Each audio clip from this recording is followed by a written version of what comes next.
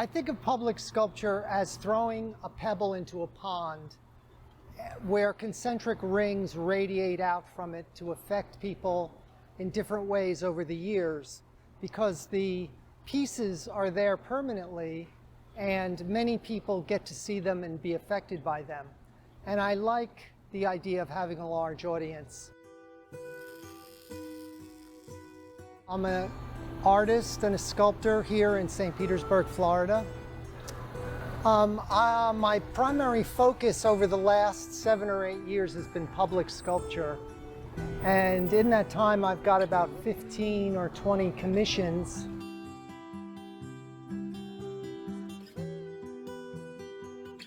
I try to use unusual materials that aren't usually thought of as the building blocks for sculpture, like children's toys, forks and spoons, cutlery, pots and pans, dog bowls, and a whole variety of objects that come together to form a piece. And there's several levels of interest with pieces like that, because from afar they represent an animal or a shape, and as people get closer they realize they're made out of a cacophony of different objects, which is a sort of a secondary level of interest for the viewer. This is a commission for Baptist Medical Center in Jacksonville, Florida. It's a wayfinding sculpture, which means it leads from one place on the medical campus to the next. It leads people to the Wolfson Children's Emergency Room entrance. And it's made up of, I lost count of the number of fish, but it's in the realm of about 407 different schools. And they're made up of various plates of laser-cut stainless steel that fit together. They're powder-coated. Some of them are powder-coated, which is a very permanent process for an outdoor sculpture. And some of them, you'll see this covering. I'll peel one off here. This protects the mirror finish stainless steel. But these fish that are mirror polished, like I'm revealing to you right now, will reflect the environment. So the trees, the sky, there'll be a constant array of changing colors. But we leave this protective surface on there to protect it while we're moving them. And they go up to 10 feet, and this is just a rough setup in the studio so we could space the fish out correctly. They're all TIG welded together, as you can see, very solidly to these 1/2-inch thick wavy support rods, which echo seaweed, hopefully. So it was a project that was in the works for almost a year, and over 2,000 pounds of stainless steel parts. Quite a process of putting everything together, but as you can see, the result is fairly spectacular. Hi, my name's Christopher Hubbard, and I'm the Cultural Affairs Coordinator for the City of Clearwater. I'm pleased to be talking about Donald's work, Gaia, which is part of our Sculpture 360 program. This program started in 2008 to bring high-quality public artwork to downtown Clearwater, showing off the diversity of talent throughout our nation, and especially our local artists like Donald. We're pleased to have had this piece, and since it started, when it was first installed, it became a favorite in downtown Clearwater. I was really impressed with Donald's professionalism, and I've had the fortunate ability to work with him for the past couple years in a variety of capacities. Donald always brings a professional attitude and puts his heart and soul into the work that he does, which you can definitely see coming out here in his sculpture Gaia.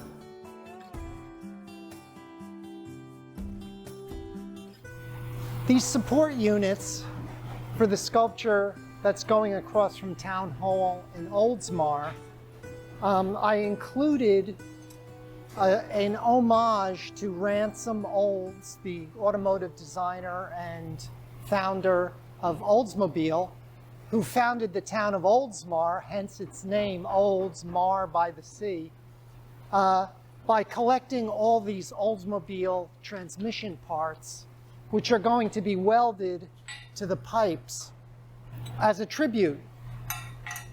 And a little inside note, to Mr. Olds. And it took me several months to collect all these gears. As you could see, there's quite a bit, which is going to add a lot of weight, but a lot of interest to these otherwise unremarkable pipes, ugly pipes. So I'm interested to see how it looks when it's festooned with all these gears. The wings are in front and they're sort of cantilevered from there. So the gear-covered pipes are sort of a little special treat. Once you see the wings, take your pictures, and then start to examine the sculpture a little bit more, you'll see these very interesting support pipes. This is the Enlightened Man, which it kind of evolved from an earlier piece, which was a man turning into a tree. And he was legs and torso, and the top of him was a tree. And I decided to turn him into a more complete piece, as you see here. And it's a statement about inner strength.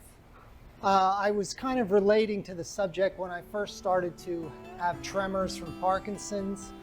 And it's about, you know, our inner light and our will to go on. There's a little switch over here that activates his lit heart. And he's made out of primarily transmission gears. They're called steels. And what I did was I shaped them with the hammer and the anvil to have an organic feel for the piece. And I worked very intensely on his face because we all relate to human faces. And I wanted to get the proportions right and his expression of sort of resolve in persisting with pulling open his own chest. He's a life-size figure and he's fully in the round. And it was also the inspiration for a commission I got from the city of Jacksonville to do a 12-foot tall version of this where he's striding forward with wings and pulling open his chest. One of my favorite animals has always been a hyena. I just think they're fascinating. They have a matriarchal society, which is unusual in the animal kingdom. And I try to represent a hyena in all its glory and power. I work very hard on getting a certain look to the face where he looks surprised and poised. And again, it's made up of different types of found objects in steel, which are like a organized cacophony of shapes that represent his anatomy. And this piece is quite heavy. It's about 250 pounds. So I built in a little hook so it can be craned up or forklifted up to move it. This piece is called Magnificent Fish. It's for a recreation area on a wall on I think it's the 8th or 10th floor of a building in Fort Lauderdale, commissioned by the Stiles Corporation. And unfortunately, you're seeing him with this wooden support structure on him. But if you can look around it and see the gears, it's made up of 7 or 8 very large gears, which were laser cut out of stainless steel and then textured with this interesting pattern by hand. He weighs about 600 pounds, and I had to build this special table so we could work on him. There's also interesting found objects, this hubcap, some cookware, some other objects, all in stainless steel. Particularly like the way his tail comes together. It's an interesting little assemblage of pieces. His tail fins are going to be applied.